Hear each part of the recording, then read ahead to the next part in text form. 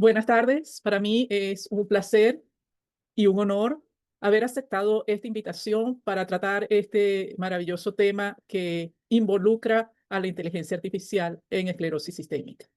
Mi agradecimiento a la Fundación Nacional de Esclerodermia, a Esclerosalud Argentina y a la Fundación Ecuatoriana de Esclerodermia.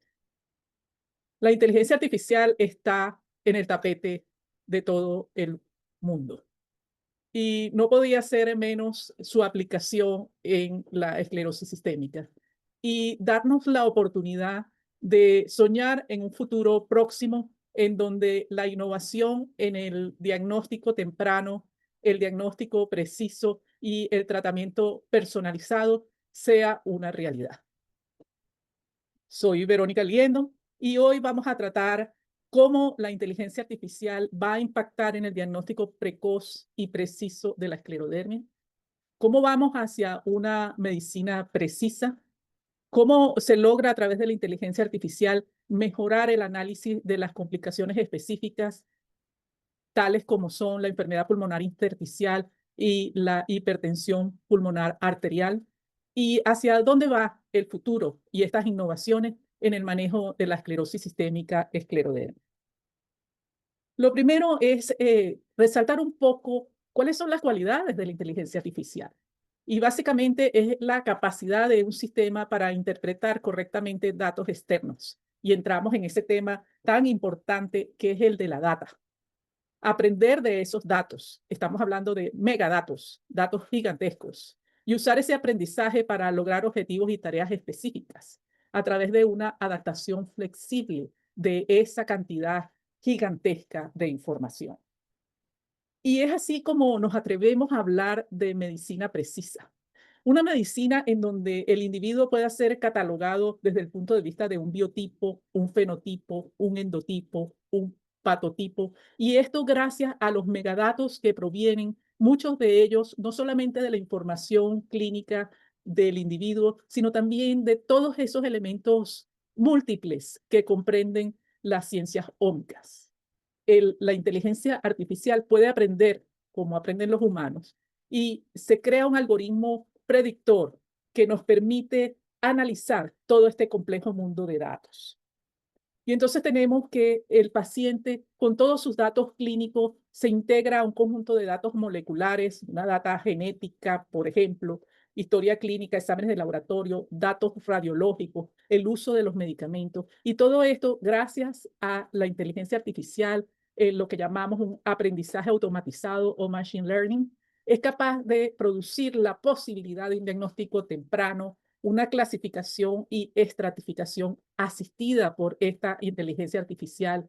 Nos permite monitorizar las condiciones, nos permite evaluar la eficacia de los medicamentos, predecir la posibilidad de que aparezcan comorbilidades o complicaciones asociadas a esas enfermedades.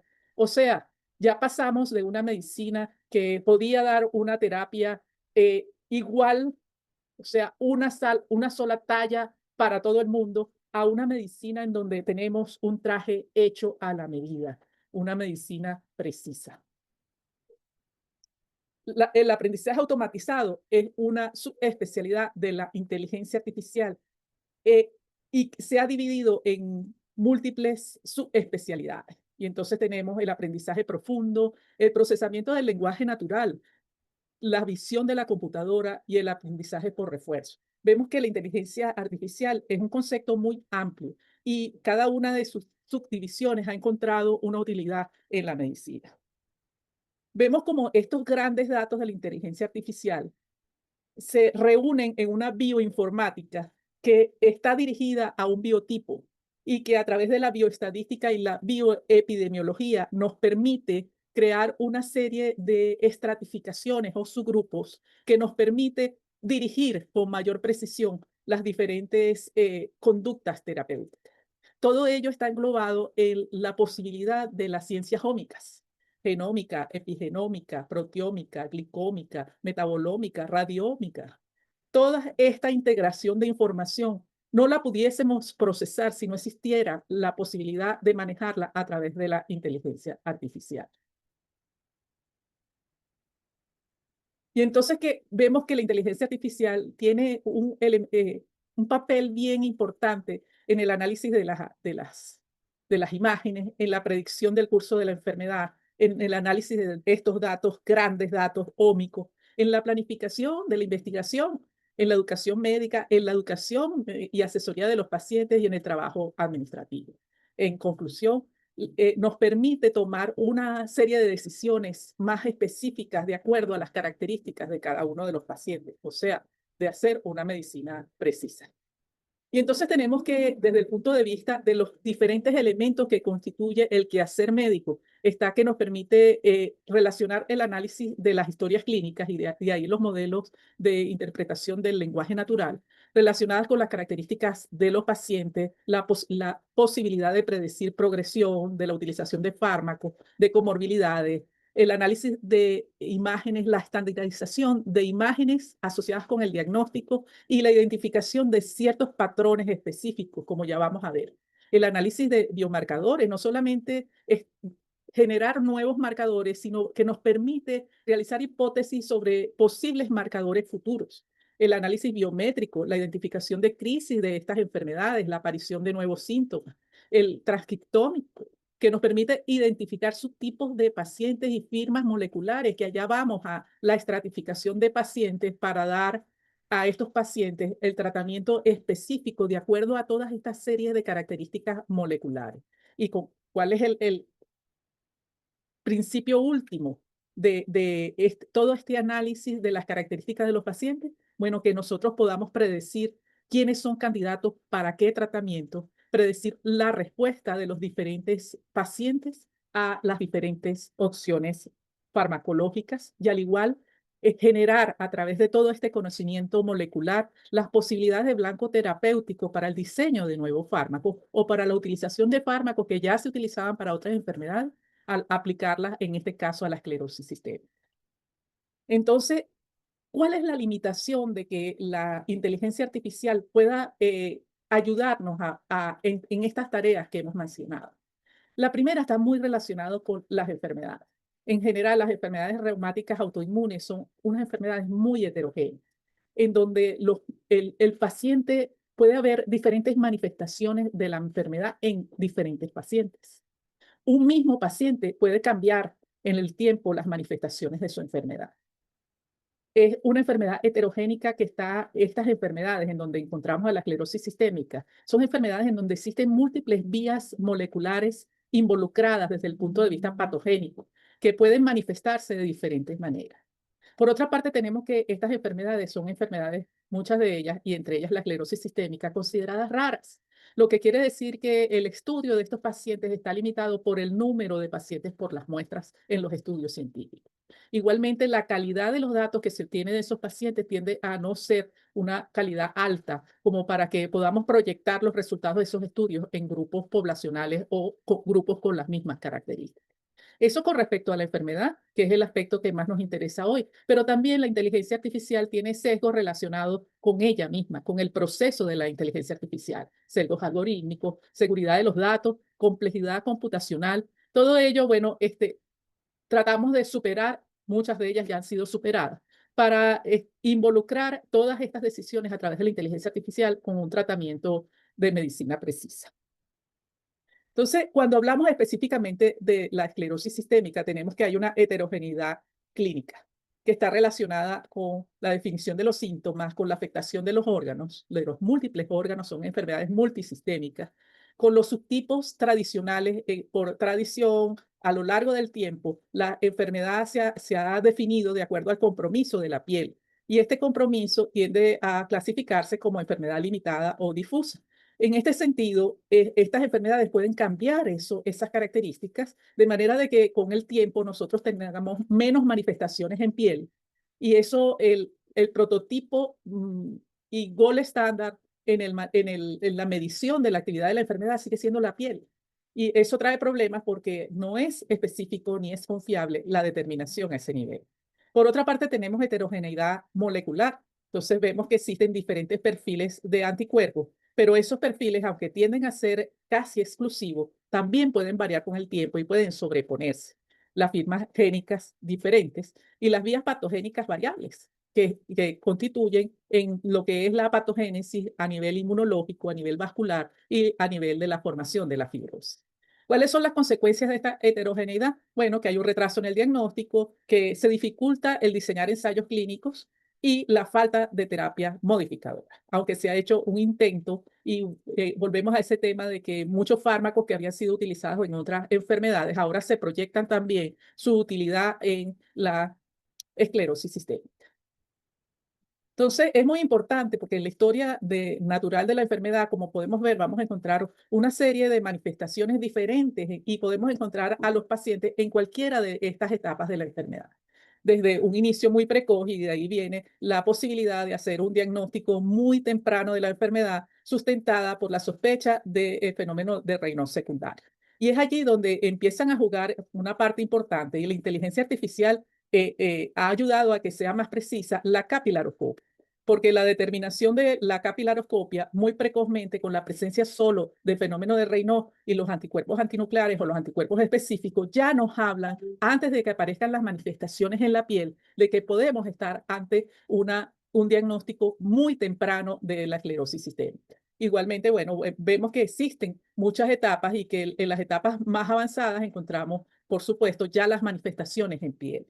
Y es así como la precisión en la capilaroscopia juega un papel muy importante y ahora a través de la inteligencia artificial se puede automáticamente detectar y medir los capilares alterados, la presencia de hemorragia y se puede cuantificar, ya que estos parámetros ahora están altamente estandarizados y existen protocolos que nos permiten hacer el diagnóstico de una enfermedad de cambios inespecíficos, una enfermedad temprana, una enfermedad activa y una enfermedad tardía. Y que hemos visto que a través de la inteligencia artificial podemos precisar cada uno de estos elementos por las medidas, las diferentes medidas de los capilares.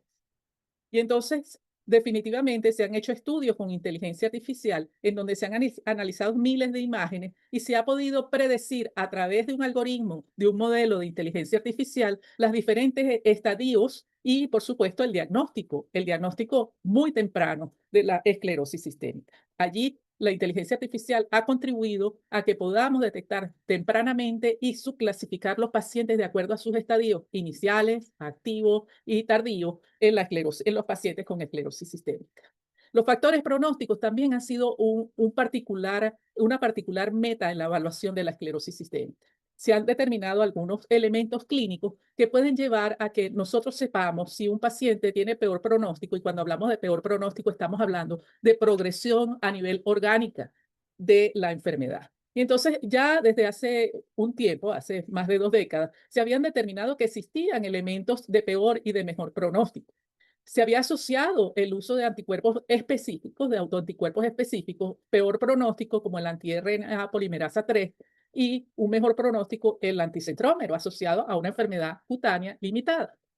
Igualmente se habían hecho predicciones de peor o mejor pronóstico por el estudio a través de estudios de imágenes, por ejemplo, en la extensión de la alteración a nivel de tomografía de alta resolución, que podíamos pensar, bueno, este paciente va a tener un pronóstico mejor o peor. Todo ello orientado al elemento de cuándo debo hacer las evaluaciones, qué tan frecuente debo hacer esas evaluaciones para determinar la progresión rápida o lenta. Pues la inteligencia artificial ha contribuido a eso. Les traje este ejemplo en donde se ilustra un modelo de progresión de esclerosis sistémica asistido por inteligencia artificial. Entonces, ellos definieron la progresión de la enfermedad como el empeoramiento de uno o más sistemas orgánicos, el inicio de terapia inmunosupresora o la muerte entre 2 visitas. Y fíjese qué interesante que estos autores lograron. Ellos determinaron que el 52% de los pacientes que evaluaron en estas grandes cohortes de pacientes progresaba. ¿Ok? O sea, presentaba una de estas características de progresión. El seguimiento se hizo por 5 años y la progresión más frecuente fue orgánica, fue a nivel pulmonar y cardíaco. Y esto es importante porque sabemos que la progresión de una esclerosis sistémica a enfermedad pulmonar intersticial y a fibrosis pulmonar, y al igual que la aparición de hipertensión arterial pulmonar, conlleva a un mayor riesgo de morbimortalidad. Es por ello que si uno puede predecir quiénes van a progresar y quiénes no van a progresar, tenemos un gran avance. Y fíjense qué lograron identificar ellos. Ellos lograron identificar a los no progresores.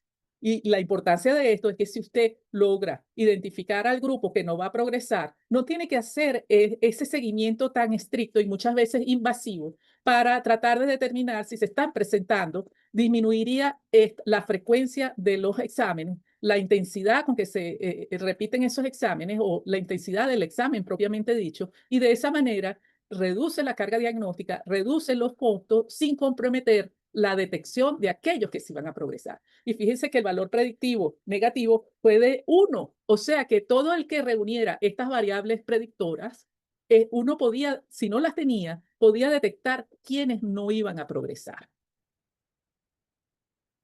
El otro elemento muy importante y en el que vamos a encontrar que la inteligencia artificial empieza a tener mucho valor es el que usted pueda personalizar el tratamiento. Y entonces veíamos antes que a todos los pacientes se le daba una terapia única sin tomar en cuenta otras características. Usted tiene ese diagnóstico, el tratamiento es este. Y entonces veíamos que podía haber efectos, había un grupo importante que no respondía al tratamiento y había otro grupo que presentaba efectos adversos. ¿Cuál es la intención de que uno pueda decir en este paciente y sobre todo en esta gran heterogeneidad molecular va a responder a determinada terapia y no a otra? Y entonces allí es donde vamos a ver que la terapia, la inteligencia artificial nos puede ayudar y ya empezó a hacer. Dentro de las guías mundiales más recientes, como esta que les presento aquí, ya se empieza a tratar de dividir a los pacientes de acuerdo a sus características fisiopatológicas y moleculares. Y entonces vemos que en esta guía muy reciente, una maravillosa guía que es la de Galdó, de la EULAR, podemos ver cómo ellos ya aquí separan los grupos de pacientes de acuerdo a si usted lo que tiene es una manifestación en donde lo que predomina es enfermedad vascular o si usted tiene manifestaciones en las que predomina una alteración inmune. Entonces, de acuerdo a eso, ellos notaron que estos pacientes respondían a un grupo de medicamentos de una forma similar. Y vemos que por una parte es medicamentos orientados a la parte vascular y por otra a la parte inmunológica con inmunomoduladores. Pero con la inteligencia artificial se va más allá. Fíjense que, por ejemplo, en este grupo que utilizó para clasificar los individuos con esclerosis sistémica, un subtipo molecular intrínseco. Entonces ellos identificaron subgrupos moleculares intrínsecos basados en el perfilado de expresión génica. Y esto es muy interesante, esto realmente hubiese sido muy difícil sin la inteligencia artificial, porque ellos lograron a través de un modelo, clasificaron y escogieron cuál modelo de inteligencia artificial se adaptaba mejor a esta gran data que ellos tenían. Y encontraron que ese modelo era el modelo de red elástica multinomial. Entonces entrenaron a ese modelo, porque como ya vimos, la inteligencia artificial requiere un entrenamiento, una serie de datos, con 297 biopsias de piel. Y lograron identificar 4 subgrupos en esas biopsias de piel. ¿Ok? Directamente ya no es el test de Rothman modificado, que es un test clínico que se basa en el pellizcamiento, sino es directamente a las características intrínsecas moleculares de la piel. Y encontraron que esos subgrupos podían ser inflamatorio, fibroproliferativo, podía ser un perfil normal o un subgrupo limitado. Este fue un enfoque que obtuvo una validación externa de hasta el 85.4%, lo que le dio una robustez y una aplicabilidad al método, ¿ok? Un método totalmente clasificador a través de inteligencia artificial en el aprendizaje de la máquina, el machine learning. Entonces uno dice, bueno, ¿y cómo puedo usar esta información? Entonces, en este otro trabajo, ellos vieron que los fibroblastos de la piel de los pacientes con esclerosis sistémica mantienen un fenotipo hiperproductivo de colágeno en los cultivos. O sea, cultivaron esas células fibroblásticas de la piel que participan ampliamente en el proceso de fibrosis de la piel y eh, concluyeron que había probablemente cambios epigenéticos asociados a esa hiperproductividad de colágeno. Entonces, utilizaron cultivos de fibroblastos dérmicos de cada paciente, para probar la eficacia de diferentes compuestos antifibróticos. O sea, fíjense cómo estamos pasando de las características de los pacientes, de estas firmas moleculares, de intrínsecas, a una prueba de esa célula in vitro antes de iniciar el tratamiento. Y entonces ellos probaron esta serie de 4 fármacos y encontraron que había una respuesta heterogénea. O sea que estos fibroblastos de los pacientes con esclerosis sistémica respondían diferente a las diferentes moléculas de tratamiento. Y entonces la mayoría de ellos respondía a la bardoxolona, que es un antifibrótico, pero encontraron que en los pacientes el imatinib tuvo un efecto similar a la bardoxolona o superior en algunos casos, ¿ok? Para disminuir como agentes antifibróticos esta actividad de estos fibroblastos de la piel de pacientes con esclerosis sistémica. Con eso demostraron que si nosotros somos capaces de in vitro probar el efecto en mi fibroblasto de un paciente con una esclerosis sistémica, yo puedo decir que ese antifibrótico, antes de administrarlo, va a tener o no va a tener efecto, o cuál de las diferentes drogas va a tener un efecto sobre ese fibroblasto. Fíjense qué interesante. Si la inteligencia artificial esto no hubiese sido posible. Entonces se podría seleccionar un fármaco más eficaz para cada individuo, que es un enfoque que ellos llaman en N de 1, optimizando la terapia y evitando tratamientos ineficaces, porque ya yo estoy probando esto in vitro y se podrían obtener un resultado en aproximadamente 2 meses desde la biopsia de piel. Fíjense qué maravilla, qué posibilidad podemos tener. La aplicación clínica de toda esta estratificación molecular es, por ejemplo, se ha encontrado que los pacientes que tienen un perfil de este perfil intrínseco molecular inflamatorio en sus muestras de biopsias de piel tienen mejor respuesta clínica y molecular a los inmunosupresores, como es el micofenolato y el abatacept. Los que tienen alta expresión de interleuquina 6, por supuesto, a un inhibidor de la interleuquina 6, que es el tocilizumab, que revierte totalmente el perfil proinflamatorio en fibroblastos dérmicos. El perfil fibroproliferativo se benefician del trasplante de células madres hematopoyéticas y algunos medicamentos biológicos, como son los antifactor de crecimiento, como el fifrolimumab, tiene un mayor impacto en pacientes que tienen elevados valores del gen regulador de factor transformador de crecimiento beta. Entonces, fíjense cómo puede haber una aplicación terapéutica en la identificación de estos especímenes moleculares. Entonces, aquí volvemos a ver las manifestaciones de su tipo molecular alineada a la terapia, nos lleva a que estas vías biológicas predominantes que se han encontrado en estos subtipos moleculares son identificados también y asociados con vías metabólicas especiales. Y esas vías metabólicas responden a diferentes tratamientos.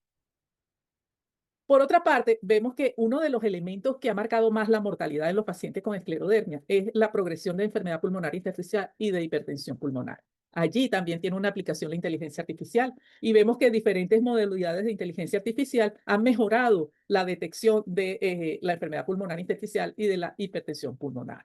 Por ejemplo, dentro de las entradas de datos, acuérdense que estos son modelos de inteligencia artificial que requieren entrenamiento y dentro de la entrada de esos datos está, por ejemplo, en la enfermedad pulmonar intersticial, las tomografías computarizadas de alta resolución y en la hipertensión pulmonar, bueno, electrocardiogramas, radiografía, el eco y los datos de laboratorio demográfico. La capacidad clave es la detección en en la enfermedad pulmonar intersticial, es la detección y cuantificación objetiva de los patrones, de los diferentes patrones de las imágenes radiológicas y la predicción de la progresión de la enfermedad. En cuanto a la hipertensión pulmonar, es mayor especificidad a nivel del eco y identificación de valores pronósticos de riesgo de rehospitalización o de mortalidad.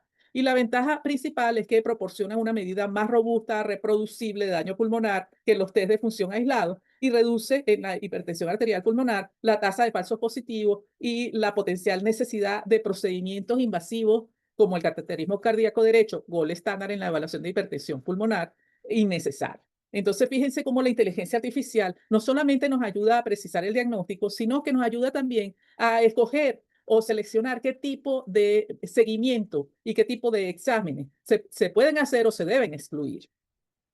En cuanto a la enfermedad pulmonar intersticial, oye, la inteligencia artificial, y eso es uno de las grandes contribuciones de la inteligencia artificial a la medicina, están asociados con los procesos de la radiómica o las imágenes por radiología. Y entonces allí en inteligencia artificial nos ayuda con la detección temprana, con la cuantificación objetiva, con la clasificación de subtipos, nos ayuda a integrar los datos de imagen, clínica, biomarcadores para un diagnóstico más robusto, más preciso. Nos ayuda a reducir la variabilidad en cuanto a los diferentes, este es un método que depende mucho, las imágenes, de la interpretación del que está viendo la imagen. Y a través de la inteligencia artificial podemos reducir esa variabilidad entre los diferentes profesionales que interpretan las imágenes. Nos soporta la decisión clínica porque asiste al médico no solamente desde el punto de la interpretación de la imagen, sino porque alerta y nos permite hacer diagnósticos diferenciales.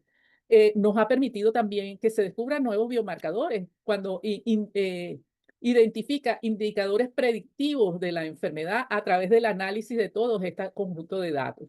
Por supuesto, esto ha traído a que tenga un impacto positivo en el diagnóstico temprano, preciso, personalizado y, por supuesto, optimizando las decisiones terapéuticas. Aquí vemos una serie de elementos en donde se destaca que la esclerosis sistémica definitivamente es una enfermedad muy compleja que tiene complicaciones orgánicas bien definidas y múltiples, que existe desde el punto de vista tecnológico, una necesidad de actualizar en las ciencias ómicas, como ya hemos visto, en modelos preclínicos, en modelos animales, en modelos basados en organoides, en modelos más sofisticados para entender mejor la fisiopatología de la enfermedad y, por supuesto, en avances en la biología de computación para poder interpretar esa gran gama de datos. Por otra parte, es necesario que se diseñen en forma más exitosa los estudios clínicos. Como ya hablamos, la gran limitante es que esta es una enfermedad rara y el número de pacientes de las muestras tiende a ser bajo. Pero, sin embargo, actualmente hay un movimiento a nivel global que surge en Europa de la necesidad de integrar diferentes cortes y trabajar en forma que se incluyan pacientes de diferentes países. Y los investigadores se están poniendo de acuerdo para lograr eso. Existe también la necesidad de biomarcadores con combinación de las ciencias ómicas, del estudio de la expresión de todos estos patrones moleculares intrínsecos, ¿no? Para lograr una mejor terapias comprobadas, emergentes, nuevas, basadas en terapias de depresión celular, que sean exitosas en el paciente apropiado. Es muy importante que cada vez hay más características de marcadores genéticos, epigenéticos, proteómicos complejos, biología espacial, ómica y microvesículas, exosomas. O sea, hay muchas características. Hay muchas también cantidad de muestras, ¿no? Entonces, estudios multicéntricos, como ya les mencioné, datos longitudinales en puntos temporales de la progresión de la enfermedad, diagnósticos más tempranos, diferentes tipos de muestras de fluidos corporales, de sistemas orgánicos, de preparaciones de células únicas, como ya vimos con los fibroblastos, de modelos de organoides específicos internos de validación funcional. Toda esta cantidad de información requiere una integración de las ciencias ómicas personalizadas para un tratamiento y una comprensión del curso de la enfermedad. Esto que les estoy diciendo es solo para ejemplificarse lo compleja que es la enfermedad, pero cómo vamos a, gracias a la inteligencia artificial, vamos a poder integrar todos estos elementos para lograr una medicina más precisa en la esclerosis sistémica. Bueno, para concluir, quiero resumirle algunas de las innovaciones. Definitivamente, la inteligencia artificial está transformando el abordaje de la esclerosis sistémica al permitirnos gestionar su gran heterogeneidad. En diagnóstico estamos pasando de la sospecha clínica tardía a la detección temprana y proactiva mediante el análisis de información clínica digital y la integración de datos multigénicos. En complicaciones, la IA ofrece, ya vimos, herramientas de cuantificación objetiva pronóstica para la enfermedad pulmonar intersticial y la hipertensión pulmonar, mejorando la monitorización y la toma de decisiones. En el tratamiento, la estratificación molecular nos mueve de un enfoque de medicina a un enfoque de medicina precisa, alineado con las terapias en el perfil biológico del paciente. La inteligencia artificial, en una visión a futuro, no va a reemplazar la decisión médica, sino que va a actuar como una herramienta de apoyo a esa decisión. El desafío persiste. Se necesita una mayor validación de modelos, una estandarización de los datos, una integración de los flujos de trabajo clínico, y el objetivo final va a ser un manejo holístico y personalizado de la esclerosis sistémica, combinando el diagnóstico precoz, la estratificación precisa de la enfermedad y la selección terapéutica individualizada. Muchísimas gracias. Los dejo con esta visión a futuro.